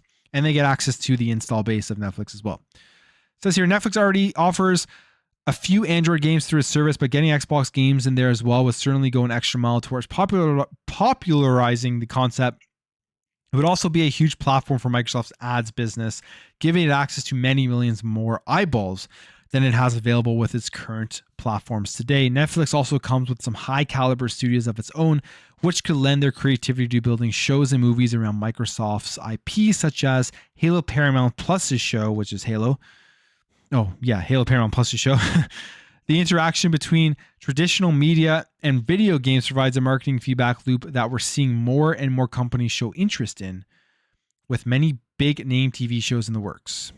And they go on here and they keep talking about all that kind of stuff. But Netflix's market cap right now is $80 billion. Yeah, they definitely could afford it. And I think actually makes a ton of sense. Another thing that is interesting is, where is it here? Activision patents. I talked about it last week. There was a new patent that Activision had put out. I don't know if I can find it, but there was a new patent that Activision put out that they filed for, which was having a game in a picture-in-picture be influenced by something you're watching on TV. And it wasn't really sure what that meant, whether that meant that like whatever you're watching is going to influence what's happening within the game, or if, for example, you're watching a sports game, like a football game or a hockey game or something, the video game that you're playing will pause during certain times of the game where it's really important for you to focus. And imagine all of this came together in like one big thing, where it's like the Activision filed this patent because they're preparing for Microsoft to acquire Netflix, so then they can go back to what the Xbox One wanted to do, which failed, which was literally incorporate TV and video games into one, having Snap, having some like a show, a Twitch on the side or something, and then all playing a game at the same time. The craziness of that full circle coming to fruition would show that and I think it would work. I think now it would work, but it would show that Don Matrick, although he screwed the hell out of the Xbox One, it's because he was so far ahead in where his vision was for where Xbox wanted to go. And I feel like at some point we're going to get right to where Don Matrick was thinking with Xbox, which was having it literally your entire entertainment hub as TV and video games. But at this point right now where Xbox is, there's so much better. There's just way better set up to be able to do that because they are primarily a gaming thing, a gaming platform with tons of great content that it isn't going to be sacrificed by focusing on TV. And then they acquire Netflix. It's just like, it's a full package that I don't know how it could be beat. I feel like this would be highly, highly scrutinized if that was the case by the FTC, if they're scrutinizing Activision Blizzard about a monopoly. I don't know. Like, I think this would be crazily scrutinized. But yeah, it would be crazy. I actually, the more I sit back and think about this, Microsoft acquiring Netflix would be a brilliant move. I think they should do it if they want to grow if they want like to dominate essentially, which they already do. But like if they really want to, I think it would be a very, very, very smart move. And I think they would just be able to make like multiple tiers of subscription that I don't think could be competed with. But yeah, that's the Netflix and Microsoft news that's been people have been talking about last couple of weeks, or in the last couple of days, I should say. Last couple of days. RWK88 with the $4.99 super chat. I really appreciate that. Really appreciate that. It does mean a lot. Thanks for stopping by and the chat and you're asking here. You get games, movies, TV, music, and a few other services people will pay up to $100 a month. Look at how long our parents paid for Dish, DirecTV, 120. You know, that's a... Yeah, I think about the bills that my parents paid for cable back in the day. Like in Canada, we have Rogers and Bell. And yeah, they're paying like insane amounts. And the amount of content they were getting was far worse, with way more commercials that you couldn't skip. And you don't even get commercials now when you're paying for stuff. So like, yeah, I think people would pay I think people would easily pay $20 to $25, no problem a month, if they had a service with Game Pass and with Netflix. Like, I don't think that would be an issue at all. Even for me, I would have no problem paying like $20, $25 a month for that at all. Maybe even a bit more, because I think about all the stuff that I pay for right now. Like I said, I just canceled Netflix and they were charging me like $22 Canadian, which was absurd. Absolutely absurd. And I don't even use it. I would pay, yeah, no problem. So I don't know. I think it'd be a smart deal. Will they do it? Who knows? My only concern, I guess, with that would be like, do they have the infrastructure, or not the infrastructure, but do they have the setup in place so that the games don't suffer? That's what I would hope for, because the truth of the matter is, right now in 2022, there is questions as to the leadership at certain Xbox game studios and why games are not on track. When are they going to be coming out? And people are going to continue to have those questions until they release the games. And I wouldn't want something like a Netflix coming in where they start focusing more on TV and movies and then they lose their focus on video games. That's just, that would be the worst case scenario in my opinion.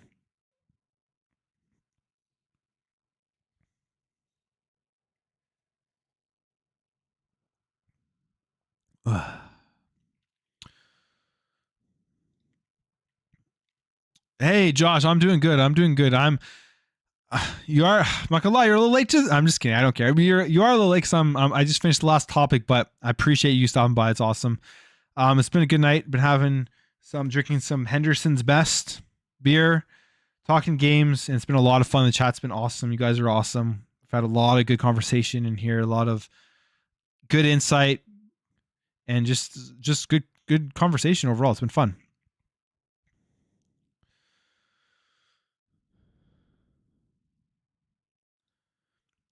Think that would go through after all the big pickups Microsoft has been doing? I don't know. I think there would be more scrutiny on that.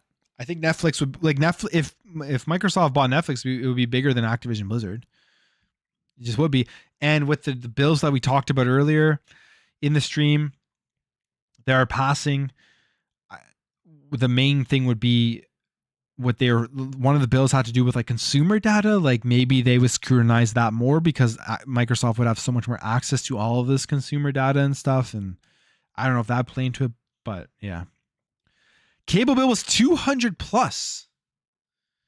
So are you saying that if you would have no problem cutting that in half and paying for Game Pass and Netflix with one bill? You know, like I think a lot of people would, honestly. Cable bills are crazy. They're just crazy.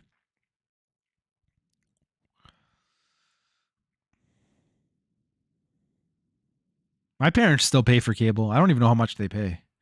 I don't ask. I don't want to know.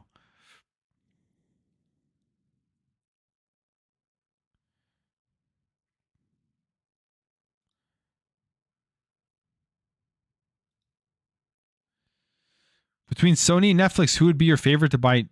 Between Sony and Netflix, who would be your favorite to buy Netflix out? Well, Netflix isn't going to buy themselves out.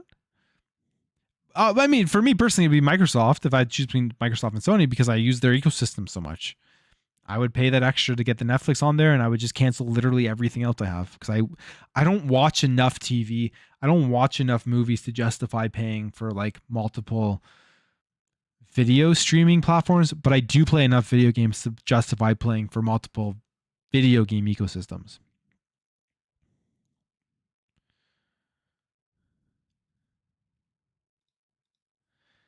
People got to remember that Netflix still has brand value and IPs. 100%. They definitely do. While most of us are unsubscribing, it's still a catalyst for anything to blow up. If you're in the film industry, you still own Netflix. Yeah, I agree with that. I agree with that for sure. People aren't subscribing now, but maybe they come back later. I don't know. They definitely still have the notoriety. Because a lot of people unsubscribe for reasons that either they're not spending, they disagree with some of the policies of Netflix, all that type of stuff. But then you have another crowd of people who just don't follow any of those things, and they just stay subscribed. They stay subscribed, and that's more people than not, I would say. Plume, do you think it's a stretch if Microsoft wants to buy out Netflix after the Activision Blizzard goes through? Do I think it's a stretch? Yes, I do. I don't think it's going to happen. I do think it is a little bit of a stretch. I don't know how much. I think it's like, how much does Satya Nadella want to invest more into the entertainment side of the business?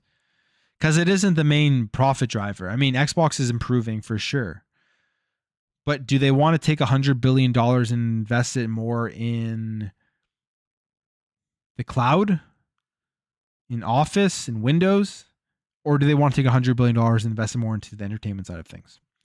The entertainment side of things, Xbox Game Pass and subscription is growing. So that there's definitely opportunity there, and maybe that's what they're seeing. So if they did it, I wouldn't be that surprised, to be honest. Because I mean, they're pretty established in a lot of other areas, and they are the juggernaut and leader of cloud. Like, who's going to beat them on the cloud side of things, especially with gaming? Amazon, Google. I mean, we've seen Google Stadia pretty much failing. Amazon Luna. I don't even know if Amazon Luna is still a thing. I haven't heard about Amazon Luna in forever. If anyone in here has Amazon Luna, let me know how it is.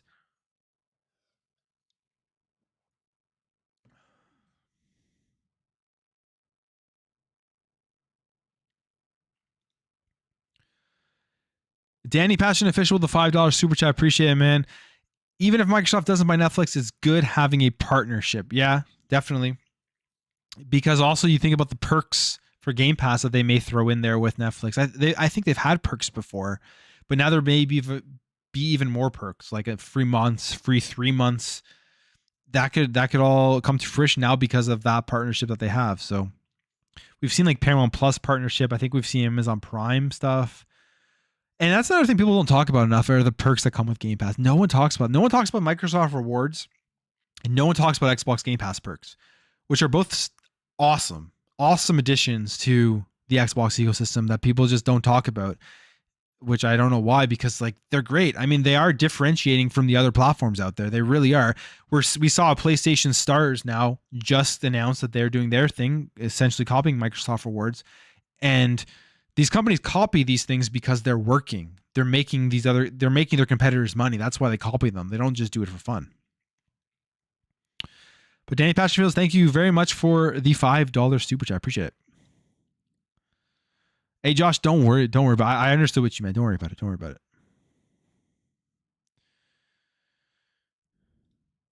I don't think it'll be right away after Activision, maybe proposing to buy Netflix in a year or something, laying the groundwork. Yeah, that's what I think. I don't think it'll be right away either.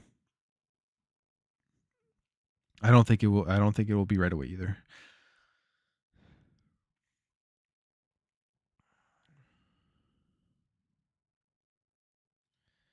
Dude, with Netflix, they would boost up to 70 million subs because they would push the hell out of cloud gaming. That's true. Cloud gaming too, with even the little mobile game stuff too that they have on there already.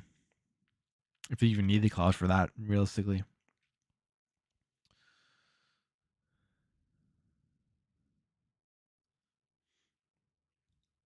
Amazon wouldn't buy Netflix. They have their own streaming service. Same goes for Apple and Disney, in my opinion. Yeah, no, I agree. I don't see why Amazon. I mean, Amazon Prime is, I'm assuming, is doing well. I mean, I use Prime more than I use Netflix. Disney Plus, they have all of their stuff. They're trying to compete, so I don't see why they would buy Netflix.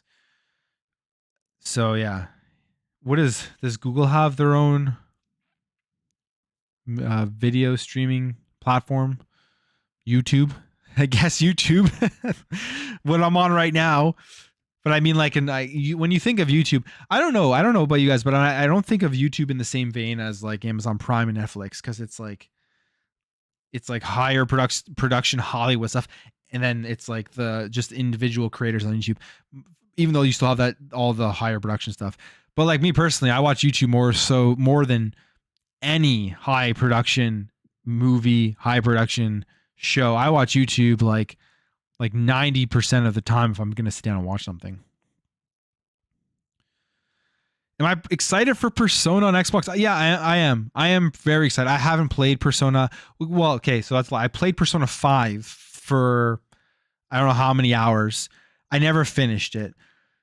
But I haven't gone through any of the other Personas, and yeah, I'm pretty excited for it because I want to jump in. I want to see what the entire hype's about. I'm gonna start with Persona 5 when it comes in there and go through it. And I'm just excited. There's going to be achievements now for the game.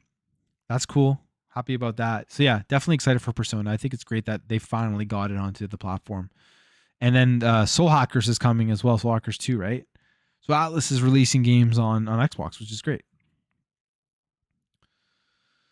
But yeah, I'm gonna call it there, guys. We've been going here for about 2 hours. It was a ton of fun. I haven't been able to go live for the last 2 weeks. It's been really busy. As I said at the beginning of my show today, the next couple of weeks or so for me, again, are going to be very busy. So I don't know if I'm going to be able to have a live show every single Saturday, but I do plan at some point coming back more consistently on Saturdays or a different day during the week. I want to set it up where it's like I have a live show that I have consistently at some point during the week. And I'm going to try to get guests on here as well to get more perspectives and do all that stuff. I got some big life events coming up. So, I gotta get through that stuff, and I just appreciate you guys all coming out to the stream. And I'm still going to be doing my daily videos though, so my daily news videos. Just a live stream will be will be hit and miss here and there, but I will definitely let you guys know with like a community post and all that type of stuff. If I'm live next Saturday, you'll see a post from me sometime early in the morning on Saturday. But I appreciate you guys all coming out. I appreciate everyone and the conversation.